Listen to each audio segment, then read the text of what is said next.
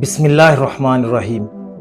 پچھلی ویڈیو میں ہم نے امریکی صدر ڈونلڈ ٹرمپ اور شامی صدر احمد الشرا کے درمیان ملاقات کا پس منظر بیان کیا تھا اور ٹرمپ کے شام پر پابندیاں ہٹانے کے فیصلے کے رموز و اسرار بیان کیے تھے۔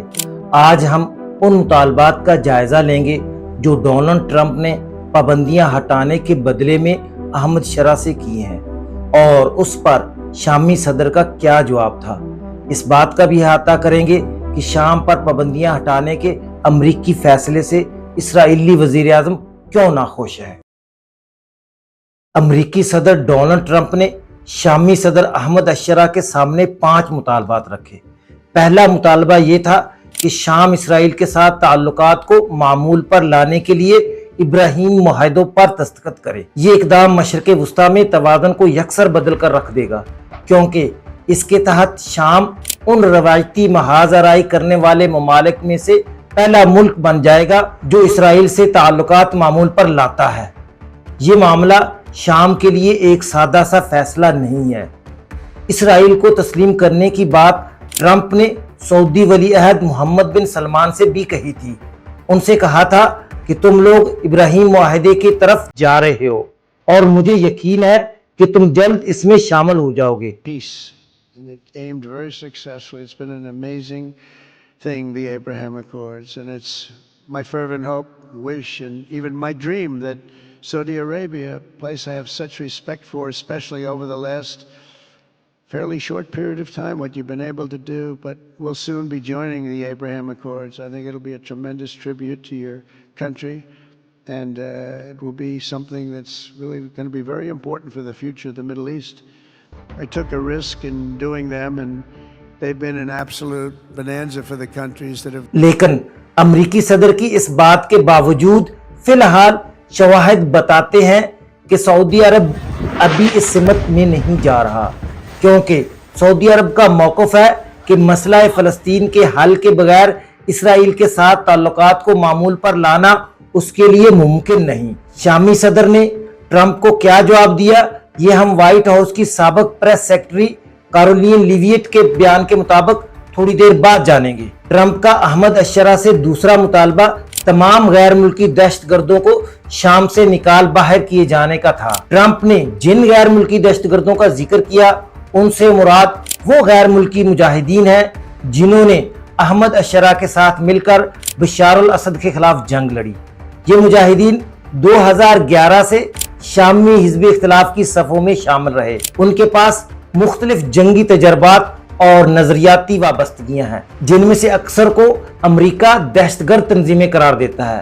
ان میں سے بہت سے افراد کو نئے شامی فوجی نظام میں ضم کر دیا گیا ہے، لہٰذا یہ معاملہ صدر الشرا کے لیے نہایت پیچیدہ بن چکا ہے۔ پچھلے بیانات میں احمد الشرا نے ان غیر ملکی جنگجوؤں کو انعام کے مستحق قرار دیا تھا، کیونکہ انہوں نے بشار الاسد کے نظام کے خاتمے میں عوام کی مدد کی۔ احمد الشرا نے جنوری کے وسط میں صحافیوں سے ملاقات میں کہا، بشار الاسد کے جرائم کی وجہ سے ہمیں ان غیر ملکی جنگجوؤں پر انحصار کرنا پڑا جو شامی عوام سے ہمدردی کے جذبے کے تحت یہاں آئے۔ انہوں نے انقلاب میں حصہ لیا اور فسطائی نظام کے سقوط میں کردار ادا کیا۔ ان کی تعداد اس وقت زیادہ نہیں، وہ سب ہماری پالیسی کے پابند ہیں، وہ کسی دوسرے ملک کے لیے خطرہ نہیں بنیں گے اور ہماری نظر میں وہ قابل انعام ہیں۔ احمد الشرا نے مزید کہا کہ ان مجاہدین کی حیثیت کو قانون کے مطابق حل کیا جائے گا، مگر آج جب ٹرمپ ان جنگجوؤں کی بے دخلی پر زور دے رہے ہیں، اب ان جنگجوؤں کو بے دخل کرنا نہ صرف سیاسی خطرہ ہے بلکہ وفادار عسکری گروہوں سے ممکنہ محاذ آرائی کا بھی سبب بن سکتا ہے۔ ڈونلڈ ٹرمپ نے تیسرا مطالبہ فلسطینیوں کو دہشت گرد قرار دے کر شام سے نکالنے کا کیا۔ سوال یہ ہے کہ دہشت گرد فلسطینی سے مراد کون ہے؟ کیا وہ جہاد اسلامی کے لوگ ہیں یا حماس کے کارکن یا پھر وہ عام فلسطینی شہری جو شامی کیمپوں میں مقیم ہیں؟ یہ بہت نازک اور حساس مسئلہ ہے۔ چوتھا اور پانچواں مطالبہ دہشت گرد تنظیم داعش سے متعلق ہے۔ امریکہ چاہتا ہے کہ الشرا داعش کی شام میں دوبارہ سرگرمی روکنے کے لیے واشنگٹن کے ساتھ تعاون کرے اور یہ یقینی بنائے کہ شام ایک بار پھر ان انتہا پسند تنظیموں کی آماجگاہ نہ بن جائے گا۔ پانچویں نقطے کا تعلق दाइश के कैदियों की जेलों से है जो शमाली शाम में वाक़ हैं और फिलहाल कुर्द तंजीम एसडीएफ सीरियन डेमोक्रेटिक फोर्सेस के कंट्रोल में है। ट्रंप अब ये मामला बराह रास्त शामी मरकजी हुकूमत के हवाले करना चाहते हैं और चाहते हैं कि इन जेलों की जिम्मेदारी नई शामी हुकूमत उठाए। ट्रंप के इन मुतालबात पर अहमद अशरा का जवाब क्या था? व्हाइट हाउस की साबिक सेक्रेटरी कैरोलिन लिवियट के मुताबिक शामी सदर ने ट्रंप से गुफ्तगू में सबसे पहले अमरीकी सदर, सऊदी वली अहद और तुर्क सदर का शुक्रिया अदा किया। फिर उन्होंने कहा शाम अमरीका के साथ इंसदादे दहशतगर्दी में ताउन के लिए तैयार है। ये दरअसल एक सफारती और मुबहम सा बयान था जिसमें ना ये वाजे किया गया कि दहशतगर्दों से मुराद कौन है और ना ये कि वो किन ग्रोहों के खिलाफ हैं, बल्कि बस इतना कहा कि हम दहशतगर्दी के खिलाफ आपके साथ हैं। उन्होंने ये भी कहा कि हम शाम से कीमियाई हथियारों के खात्मे में भी ताउन के लिए तैयार हैं। ये नुक्ता भी अमरीकी हुकूमत के लिए खास अहमियत रखता है। जब ट्रंप ने अहमद अशरा से इसराइल के साथ ताल्लुकात मामूल पर लाने की बात की तो उन्होंने वाज़े तौर पर हाँ या ना कुछ भी नहीं कहा। उन्होंने सिर्फ ये जवाब दिया कि शाम और इसराइल के ताल्लुकात 1974 के डिसएंगेजमेंट एग्रीमेंट के तहत कायम है। ये एक गैर वाज़े और मुबहम सा जवाब था जो ना इस बात में था और ना इनकार में। बस एक सफारती अंदाज में बात को टाल दिया गया।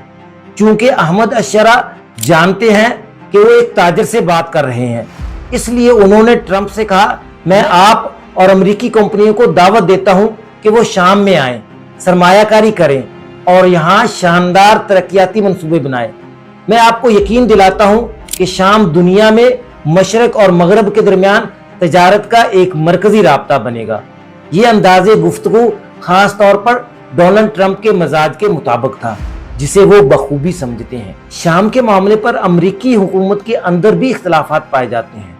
व्हाइट हाउस की कौमी सलामती कौंसिल अहमद अशरा पर अदम एतमाद की बुनियाद पर इंतजार और मुहतात रवैया अपनाना चाहती है।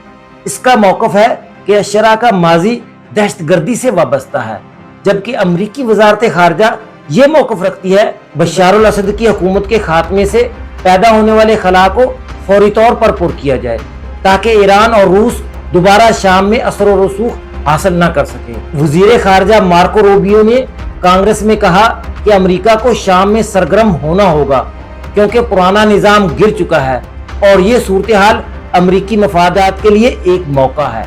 कौमी सलामती कौंसिल के मुशीर माइकल वॉल्स और उनके नायब एलेक्स वोंग की बरतरफी इस मौक़िफ़ की शिकस्त समझी गई जो शाम में अदम मुदाखलत का कायल था। सदर डोनाल्ड ट्रंप के शाम पर पाबंदियां हटाने के फैसले से इसराइली वज़ीर आज़म बिन्यामिन नेतन्याहू को मायूसी हुई, जिन्होंने ट्रंप के अमल को उनके बयानात के बरखिलाफ करार दिया।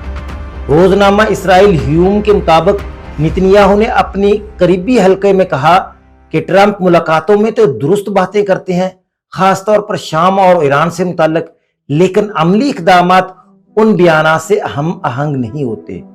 सवाल यह है कि इसराइली वज़ीर आज़म शाम पर पाबंदियां हटाने के अमरीकी फैसले से नाखुश क्यों हैं? वो नाखुश इसलिए हैं क्योंकि इससे शाम में इस्तेहकाम आ जाएगा, जबकि वो शाम को कमजोर और गैर मुस्तहकम रखना चाहते हैं, जिसकी 5 अहम वजूहात हैं। पहली वजह इसराइल की हमसाया मुमालिक पर फौजी बरतरी की मुस्तकिल ख्वाहिश है। इस मकसद को हासिल करने का सबसे आसान तरीका यह है कि हमसायों को कमजोर कर दिया जाए। इसराइल समझता है कि शाम की सलाहियतों को शुरू ही से महदूद कर दे और उसे अपनी फौजी ताकत की मुअस्सर बहाली से रोके। इस तरह इसराइल को ये यकीन हो जाता है कि ना मौजूदा शामी हुकूमत और ना ही मुस्तकबिल में कोई और हुकूमत उसके लिए फौजी खतरा बन सकेगी। दूसरा सबब वो है जिसे इसराइली माहिरीन 7 अक्टूबर के बाद की हिकमत अमली कहते हैं। इसकी बुनियाद इस बात पर है कि फ़लस्तीनी मुज़ाहमती जमात के हमले ने इसराइल को सख्त धचका पहुंचाया है। अब वो हमेशा एक जारहाना हिकमत अमली इख्तियार करेगा, हर मुमकिना खतरे के खिलाफ पहले से हमला कर देगा और खतरे वाले मुमालिक की सरजमीन में गहराई तक बड़े बड़े महफूज बफर जोन कायम करेगा। सिर्फ ये काफी नहीं कि मसलन बशार अल असद के सुकूत के बाद शामी फौज की सारी ताकत को तबाह कर दिया जाए, बल्कि साथ ही शाम के अंदर بڑے رقبے پر قبضہ کر لیا جائے تاکہ وہ علاقے اسرائیل کے لیے محفوظ بفر زون بن جائیں۔ تیسرا سبب نئے شامی نظام پر عدم اعتماد ہے۔ حالانکہ احمد الشرع کی حکومت کی طرف سے اسرائیل کو مطمئن کرنے والے کچھ اشارے موجود ہیں، مگر اسرائیل اسے شک کی نظر سے دیکھتا ہے۔ اسرائیل اس حکومت کے جہادی پس منظر کی وجہ سے کسی بھی بات کو محض وقتی چال سمجھتا ہے۔ چوتھا سبب شام میں کسی بھی مضبوط حکومت کے قیام کا خوف ہے، خواہ حکومت احمد الشرع کی ہو یا کسی اور کی۔ اسرائیل نہیں چاہتا کہ شام میں کوئی بھی مستحکم اور طاقتور حکومت وجود میں آئے، چاہے وہ ایران کی حامی نہ بھی ہو۔ پانچواں سبب شام میں ترکیہ کے بڑھتے ہوئے اثر و رسوخ سے خوف ہے۔ اسرائیل شام میں ترکیہ کے بڑھتے ہوئے فوجی اور سیاسی اثرات کو ایک بہت بڑا خطرہ سمجھتا ہے اور اس کے خلاف اقدامات کرنا چاہتا ہے تاکہ اسے روکا جا سکے یا کمزور کیا جا سکے۔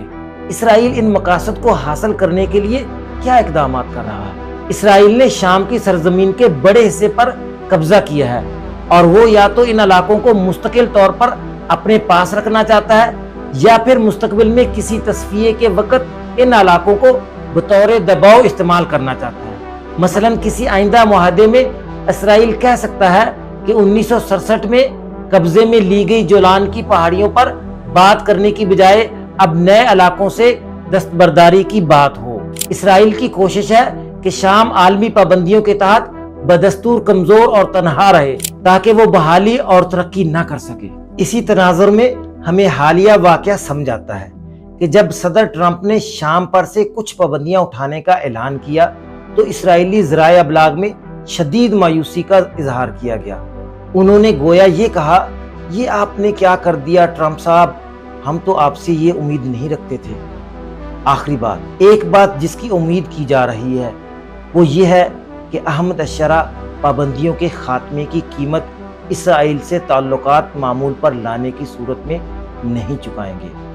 اگر وہ کبھی بنیامین نتنیاہو کے ساتھ ایک ہی میز پر آ گئے تو پھر وہ شامی عوام کی ساری حمایت، خوشی اور جو کچھ بھی حاصل ہوا ہے سب ختم ہو جائے گا۔ لہٰذا اگر اسرائیل سے تعلقات کی طرف پیش قدمی ہوئی تو وہ دن احمد الشرع کی سیاسی و اخلاقی ساکھ کے زوال کا دن ہوگا۔ والسلام علیکم ورحمۃ اللہ۔